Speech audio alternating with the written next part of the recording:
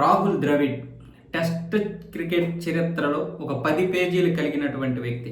అంటే ఆ క్రికెట్ చరిత్రలో 10 పేజీలు కలిగిన వ్యక్తి రాహుల్ ద్రవిడ్ అనడంలో ఎలాంటిది లేదు. ఎందుకంటే రాహుల్ ద్రవిడ్కి ముఖ్యంగా టెస్ట్ క్రికెట్లో మంచి పేరుంది. ఇప్పుడు ఆయన కుమారుడు, చిన్న కుమారుడు అన్వయ్ ద్రావిడ్ కూడా బీసీసీఐ ఒక మంచి బంపర్ ఆఫర్ ఇచ్చింది.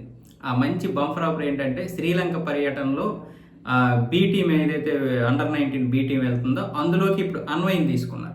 ఏదైతే అండర్ 19లో వరల్డ్ కప్ గెలిచినటువంటి ఈ టీం ఉందో, ఏ టీము, ఆ టీంని కాకుండా మొత్తం అందులో ఒక్కరిని కూడా సెలెక్ట్ చేయకుండా టోటల్ ఆల్రౌండర్ని సెలెక్ట్ చేశారు బీ టీంలోకి. ఆల్రౌండర్లో అన్వయ్ ద్రవిడ్కి కూడా మంచి అవకాశం కల్పించారు. ఇప్పుడు అన్వయ్ ద్రవిడ్ డొమెస్టిక్గా దేశీయంగా మంచి బాగా ఆడుతున్నాడు. తన యొక్క సత్తా ఏంటో చూపించాడు ఆల్రౌండర్గా.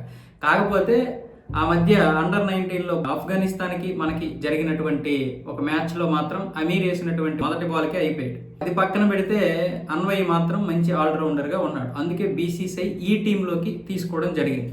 చాలామంది రికమెండేషన్ తోటో లేకపోతే ద్రవిడ్ కొడుకని తీసుకున్నారు అనుకుంటున్నారు.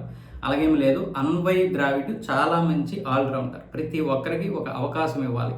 ఈ శ్రీలంకలో పర్యటించేటటువంటి ఈ సిరీస్లో 3 వన్డేలు 2 యూత్ టెస్టులు ఉంటాయి.